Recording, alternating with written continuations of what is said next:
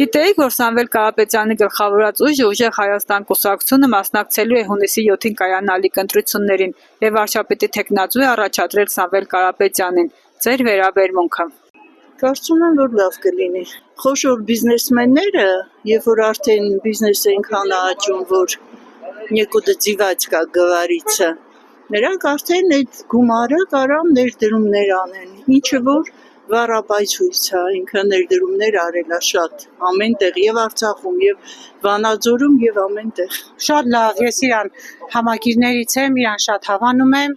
ինքը շատ բան ունի արած, իր արած գործերի համար հավանում եմ։ Իրա պետք է ընտրել։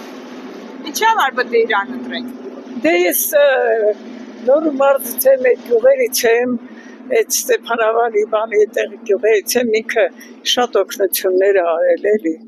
դրա համար։ Ով չի Սամվել Կարապետյանը ճանաչ։ Ինչ արել։ Ինչ չի արել հլասա։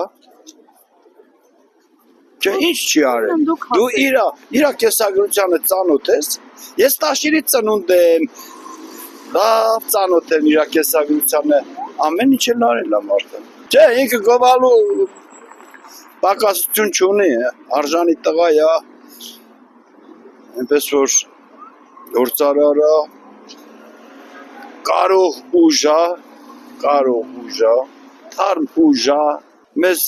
են որ մեզ նոր ուժա պետք, նոր թարմ ուժա պետք է։ Խիչ եմ ուզում, էլ ոնց կարող է չուզեք։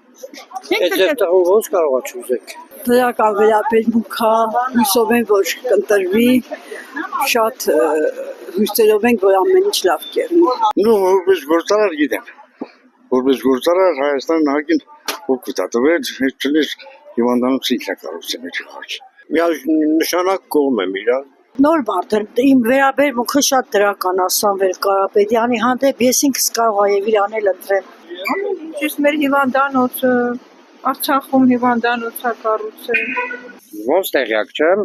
վերաբերում եմ նորմալ ու գնահատում եմ Սամվել Կարապետյանին։ Ինչի համար։ Որպես մարդ տեսակ, լավ։ Դե մարդը հաջողությունները կասի։ Եթե հաջողություն ունենա, շատ լավ է։ Բանն է, այդ Սամվել Կարապետյանն է, այսօր լսեցի, որ ինչքան բարեգործություններ է, հազարավոր բարեգործություններ արել։ Բալքի մի բան դուրս գա էլի։